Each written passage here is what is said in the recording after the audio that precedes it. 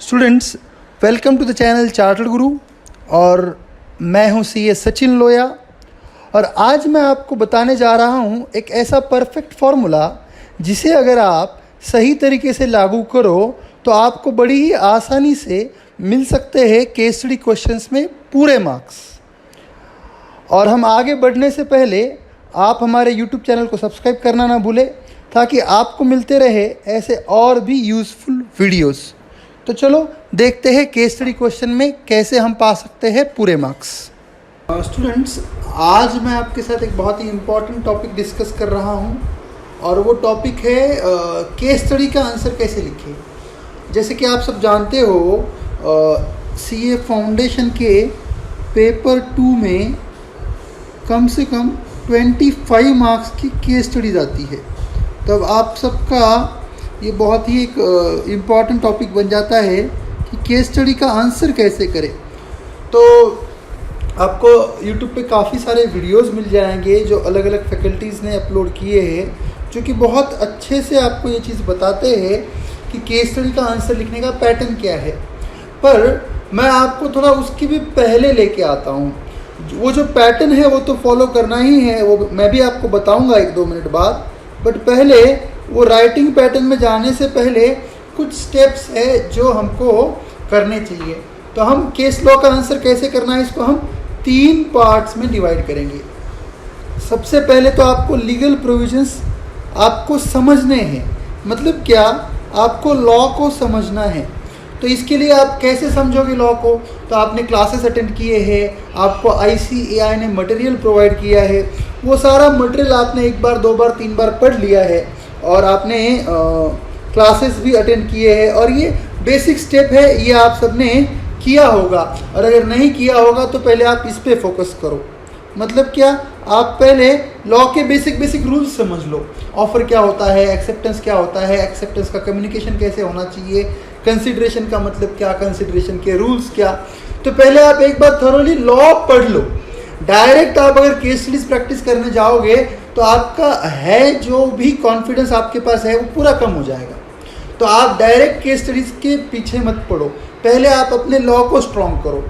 एक बार आपके legal provisions आपके दिमाग में हैं, मतलब कोई भी अगर आपको लीगल प्रोविजन पूछा जाए तो आपको उसका बेसिक आइडिया अगर है तो फिर आप सेकेंड स्टेप के पास जा सकते हो। सेकेंड स्टेज क्या है? Practising case laws.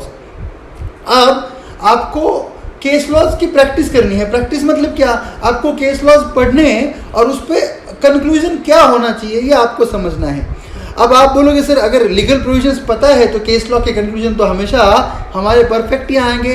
बोले नहीं, आप लीगल प्रोविजंस पढ़ने के बाद भी कई बार ऐसा होगा कि आप सोचोगे ये फ्रॉड का केस है और वहाँ फ्रॉड के बजाय मिसरिप्रेजेंटेशन लग जाएगा। आप सोचोगे यहाँ बायलैटरल मिस्टेक है और वहाँ यूनिलैटरल मिस्टेक होगी। तो ऐसे लीगल प्रोविजंस आपने पढ़ भी रखे हैं तो भी ज़रूरी नहीं कि कोई केस लॉ में आपने जो लीगल प्रोविजन पढ़ रखे हैं वो एग्जैक्टली आपको वो अप्लाई कर सको आप। तो आपको लीगल प्रोविजंस पढ़ने के बाद कम से कम 150 to 200 केस लॉज की प्रैक्टिस करनी चाहिए। ये केस लॉज आपको कहाँ मिलेंगे? तो आपको पास्ट एग्जाम के केस लॉज ले लो, ICAI के मटेरियल में बहुत सारे केस लॉज है। और जहाँ कहीं भी आपको केस लॉ की प्रैक्टिस करने को मिले तो आप केस लॉज की प्रैक्टिस कर लो। और अभी इस स्टेज में आपको प्रैक्टिस करना है, मतलब राइटिंग प्रैक्टिस नहीं करना है।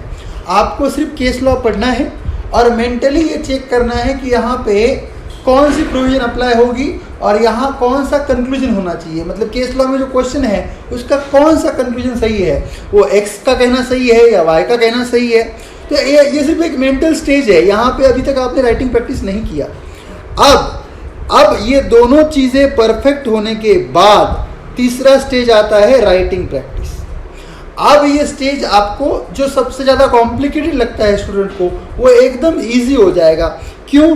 तो आपको लीगल प्रोविजंस भी काफ़ी हद तक पता है, आपने केस स्टडीज भी प्रैक्टिस कर रखे हैं। तो जो भी एग्ज़ाम में केस स्टडीज आते हैं वो मैक्सिमम कोई ना कोई एक्चुअल केस पे बने हुए होते हैं या कोई ना कोई लीगल प्रोविजन पे बने हुए होते हैं। तो मैक्सिमम चांसेस है कि आपने ये जो केस लॉज प्रैक्टिस किए हैं, रीडिंग प्रैक्टिस किया है, उसमें से ही कोई तो केस लॉ या उस पे आधारित ही कोई तो केस लॉ आपको प्रैक्टिस करना है और वैसे ही केस लॉज एग्जाम में आते हैं। तो अब आप इस स्टेज में आप क्या करोगे, अब आप करोगे राइटिंग प्रैक्टिस। तो केस लॉ का आंसर लिखना कैसे है, इसके 3 इंपॉर्टेंट एस्पेक्ट है। कोई भी केस लॉ का आंसर 3 पार्ट्स में लिखा जाता है। पहले तो आपको प्रोविजन ऑफ लॉ लिखनी होती है, मतलब वो जो केस स्टडी है उसके रिलेवेंट लीगल प्रोविजन लिखना है।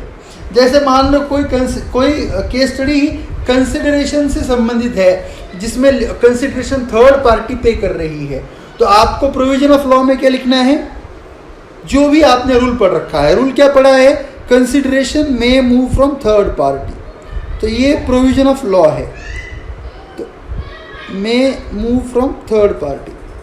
तो आपको क्या करना है, ये प्रोविजन बुक में जो आपने पढ़ी है वो अपनी भाषा में अपने शब्दों के साथ, ज़रूरी नहीं आप रट्टा मार के ही लिखो, ज़रूरी नहीं आप बुक की ही लैंग्वेज लिखो, आप उस प्रोविज़न को जितना आप समझे हो उतना आप लिखो।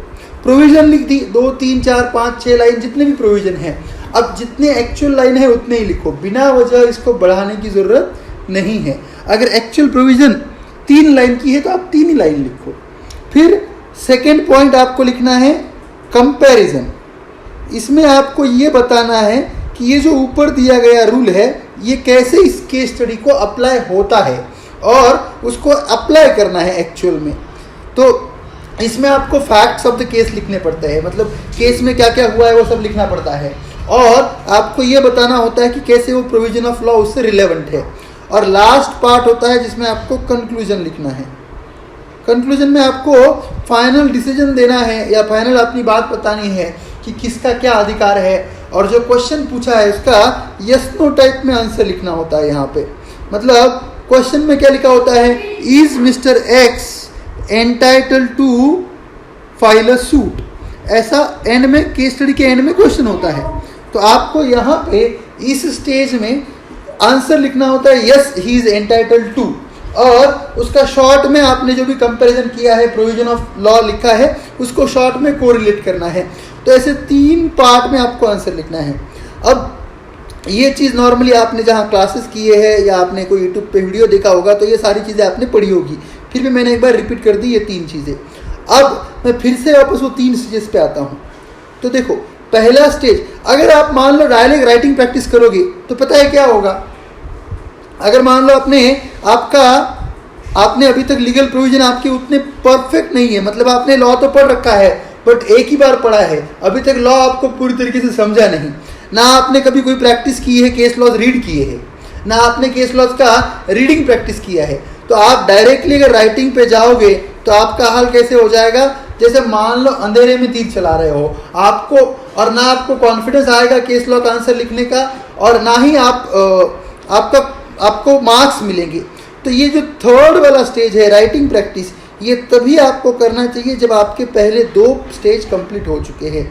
तो आई होप आप सबके लिए ये वीडियो इम्पॉर्टेंट यूज़फुल होगा। तो बस इतना ही मुझे कहना था। चलो आज के लिए इतना ही, बाकी और कभी कुछ और वीडियो आपको शेयर करूँगा।